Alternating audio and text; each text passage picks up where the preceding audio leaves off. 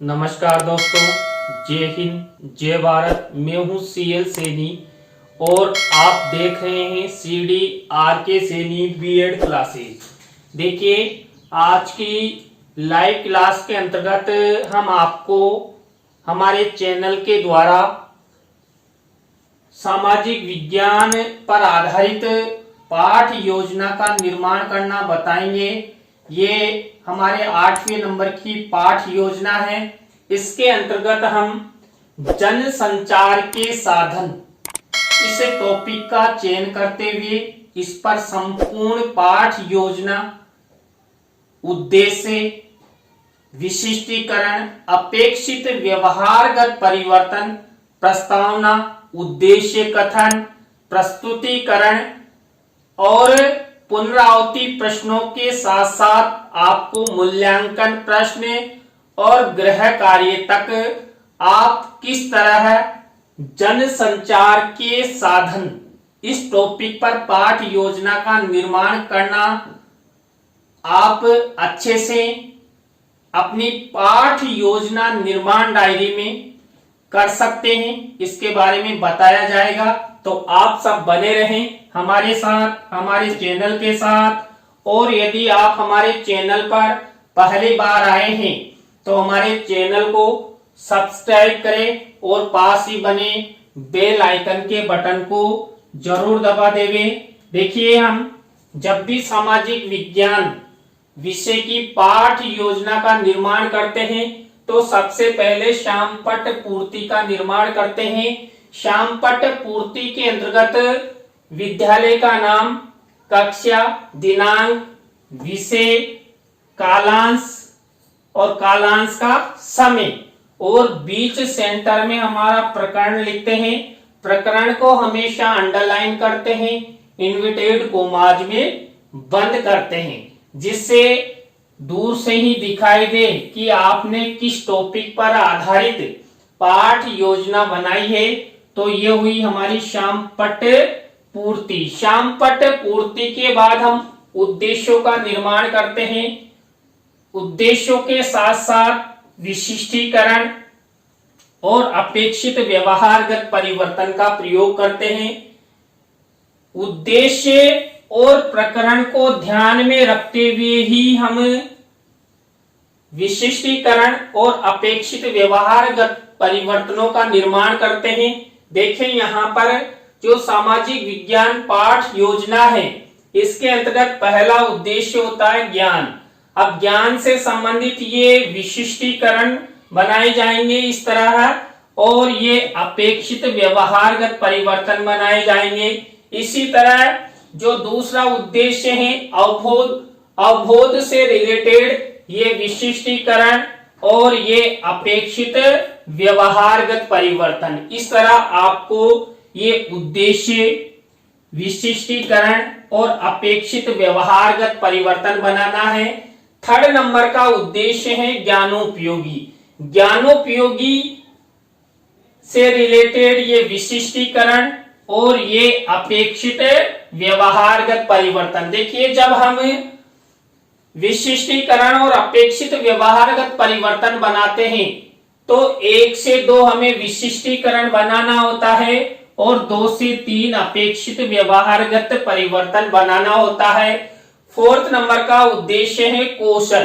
कौशल से रिलेटेड ये विशिष्टीकरण और ये अपेक्षित व्यवहारगत परिवर्तन। देखिए, आप जितने भी उद्देश्य, विशिष्टीकरण और अपेक्षित व्यवहारगत परिवर्तन देख रहे हैं तो विशेष रूप से उद्देश्य और हमारे प्रकरण का विशेष रूप से ध्यान रखा गया है। 5वां उद्देश्य है अभिरुचि।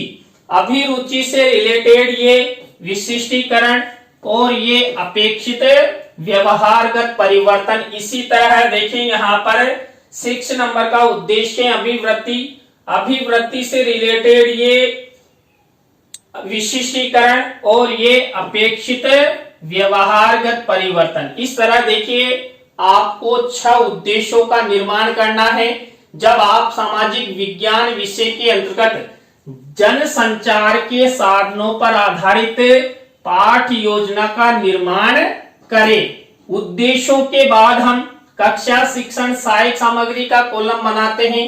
कक्षा शिक्षण सहायक सामग्री दो प्रकार की होती है, सामान्य और विशिष्ट।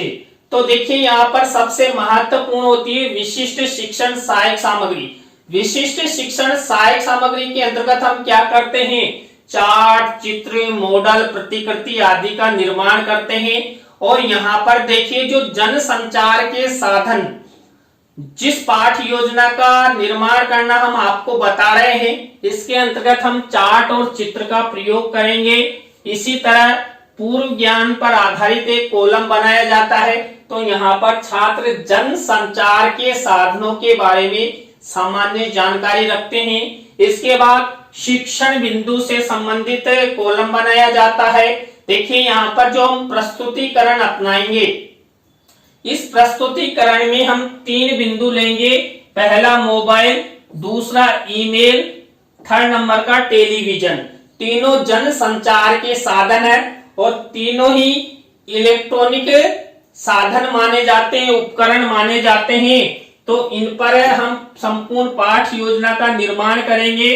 तो यहाँ तक आप सभी को इस तरह की प्रक्रिया बनाना आना चाहिए। उद्देश्य, विशिष्टीकरण, अपेक्षित व्यवहारगत परिवर्तन, कक्षा शिक्षण सहायक सामग्री, पूर्व ज्ञान और शिक्षण बिंदु। इसके बाद हमारी मुख्य पाठ योजना शुरू होती है, जो शुरू होती है प्रस्तावना शिक्षण बिंदु से। देखिए पहला शिक्षण बिंदु ये प्रस्तावना शिक्षण बिंदु। प्रस्तावना शिक्षण बिंदु के अंतर्गत हम प्रस्तावना के प्रश्न बनाते हैं। 3 से 5 प्रश्न हम बनाते हैं। प्रश्नों में तारतम्यता होती है, जिग-जैग होता है और उत्तरों से ही प्रश्न बनाए जाते हैं। जब हम प्रश्नों का निर्माण करते हैं तो सरल से कठिन की ओर शिक्षण सूत्र का प्रयोग यहाँ पर होना चाहिए। और यहाँ पर जो प्रश्न बनाए जाते हैं ये छात्र छात्राओं के पूर्व ज्ञान पर आधारित होने चाहिए। अंतिम प्रश्न समस्यात्मक होना चाहिए। तो देखिए हमने यहाँ पर जो प्रश्न बनाए प्रस्तावना के, उनको देखिए। पहला प्रश्न है, बालक बालिकाओं को जन्म देने वाले क्या कहलाते हैं? माता पिता। देखिए बालक बालिकाओं को जन्म देने वाले माता पिता कहलाते हैं। अब इन्हीं से अगला प्रश्न बनना चाहिए, क्योंकि मैंने आपको बताया था उत्तरों से ही प्रश्न बनता है। तो यहाँ पर देखिए माता पिता, भाई बहन, दादा दादी मिलकर किसका निर्माण करते हैं? एक परिवार का निर्माण करते हैं। अब इसी उत्तर से हमारा नेक्स्ट प्रश्न बनना चाहिए। तो वर्तमान समय में परिवार के सदस्यों एवं रिश्तेदारों से हम घर बैठे किसके द्वारा बातचीत करते हैं? मोबाइल फोन के द्वारा बातचीत करते हैं। अब इसी से हमारा अगला प्रश्न बना हुआ है, वर्तमान समय में मोबाइल किसकी रीढ़ की हड्डी मानी जाती है? देखिए वर्तमान समय में जो मोबाइल है वो जन संचार के साधनों की रीढ़ की हड्डी माना जाता है। अब इसी उत्तर से अगला प्रश्न बना हुआ है, जन संचार के साधनों के बारे में आप क्या क्या जानते हो? अंतिम प्रश्न समस्यात्मक हो गया। देखिए जितने भी प्रश्न लिए हमने ये छात्र छात्राओं के पूर्व ज्ञान पर आधारित है। सरल से कठिन की ओर शिक्षण सूत्र का प्रयोग किया गया है। जितने भी प्रश्न हमने बनाए सब में हमने क्या किया? उत्तरों से ही प्रश्न बनाए। तो आपको इस तरह प्रस्तावना के प्रश्न बनाने हैं। प्रस्तावना के प्रश्नों के बाद हमारी दूसरी स्टेप आती है उद्देश्य कथन। देखिए उद्देश्य कथन के अंतर्गत हम जो संबंधित प्रकरण हमने यहाँ पर लिया है इसके बारे में उद्देश्य कथन किया जाता है कि बच्चों आज हम सब जन संचार के साधनों जैसे मोबाइल, ईमेल और टेलीविजन के बारे में विस्तार पूर्वक अध्ययन करेंगे। तो इस तरह उद्देश्य कथन किया जाता है। आप चित्र के माध्यम से भी उद्देश्य कथन कर सकते हैं। तो यहाँ पर आपको चित्र मिनीचर के रूप में लगाना होगा जिसके द्वारा आप उद्देश्य कथन कर सकते हैं। तो ये 2 स्टेप हमारी कंप्लीट हुई। 2 स्टेप के बाद हमारी थर्ड स्टेप आती है प्रस्तुतिकरण की। देखिए प्रस्तुतिकरण के अंतर्गत हम 3 शिक्षण बिंदु लेते हैं। तीनों शिक्षण बिंदु मैंने आपको बताई दिए। तो यहाँ पर पहला शिक्षण बिंदु है मोबाइल। अब मोबाइल से रिलेटेड ये विकासात्मक प्रश्न किए जाएंगे और ये विकासात्मक उत्तर बनाए जाएंगे। तो इस तरह का फॉर्मेट रहता है पहला। तो यहाँ पर देखिए 3 विकासात्मक प्रश्न है और ये उत्तर है। यहाँ पर प्रश्नों में तारतम्यता जिगजैग वाला सिस्टम नहीं चलता है। केवल जो हम संबंधित शिक्षण बिंदु लेते हैं इसके परिवर्धन विकास हेतु विकासात्मक प्रश्न यहाँ पर किए जाते हैं। तो ये विकासात्मक प्रश्न उत्तरों के बाद हमारी सेकेंड स्टेप आती है छात्र अध्यापक छात्र अध्यापिका कथन। देखिए यहाँ पर मोबाइल से रिलेटेड छात्र अध्यापक छात्र अध्यापिका कथन किया जाएगा।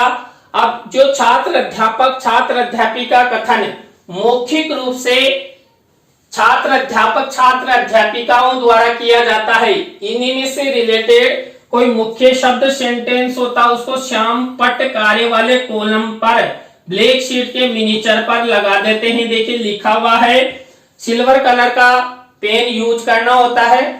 और इसी से रिलेटेड देखिए यहाँ पर मोबाइल से रिलेटेड हमने यहाँ पर शिक्षण सहायक सामग्री में मिनीचर लगाया है चित्र रूप में। तो मोबाइल से रिलेटेड ये चार्ट और चित्र का प्रयोग हमने यहाँ पर कर दिया है। तो आपको भी इसी फॉर्मेट का इसी तरह प्रयोग करना है जिससे आपकी पाठ योजना अच्छे से बन सके। इसके बाद देखिए जो हमारा पहला शिक्षण बिंदु है मोबाइल, इसी से रिलेटेड ये बोध प्रश्न किए जाते हैं और ये बोध उत्तर है। हम 3 से 5 बोध प्रश्न बनाते हैं। जितनी विषय वस्तु होती है उसके आधार पर प्रश्न बना सकते हैं। प्रश्न देखिए वस्तुनिष्ठ होते हैं, लघुत्रात्मक होते हैं, अति लघुत्रात्मक होते हैं। तो यहाँ पर देखिए मेरे द्वारा 4 प्रश्न बनाए गए हैं। आप 3 भी बना सकते हैं, 4 भी बना सकते हैं, 5 भी बना सकते हैं। तो देखिए हमारा ये पहला शिक्षण बिंदु कंप्लीट हो चुका है। इसके बाद हमारा दूसरा शिक्षण बिंदु शुरू होता है। दूसरा शिक्षण बिंदु है ईमेल। अब ईमेल से संबंधित यहाँ पर विकासात्मक प्रश्न किए जाएंगे और इधर विकासात्मक उत्तर लिखे जाएंगे। तो 3 प्रश्न आपको बनाना है।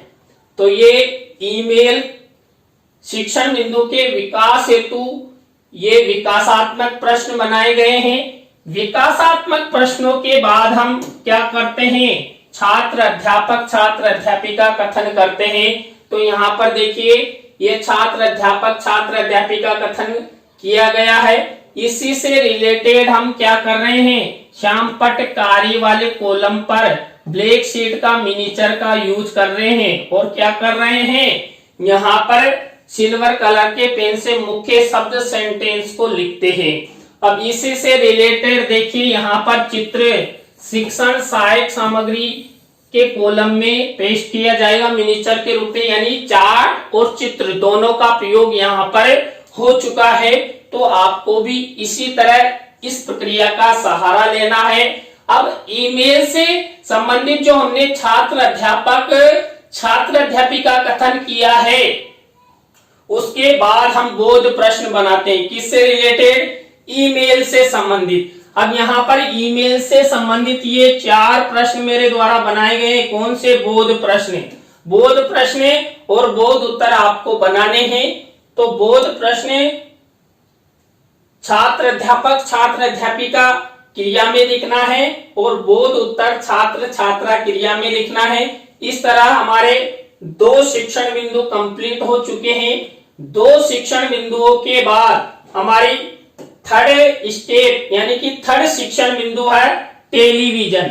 अब टेलीविजन से संबंधित ही विकासात्मक प्रश्न और विकासात्मक उत्तर बनाए जाएंगे। तो 3 ये टेलीविजन से रिलेटेड विकासात्मक प्रश्न बनाए गए हैं।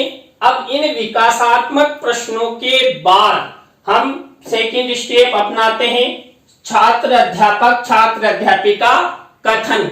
ये जो छात्र अध्यापक छात्र अध्यापिका कथन है किससे रिलेटेड, टेलीविजन से रिलेटेड।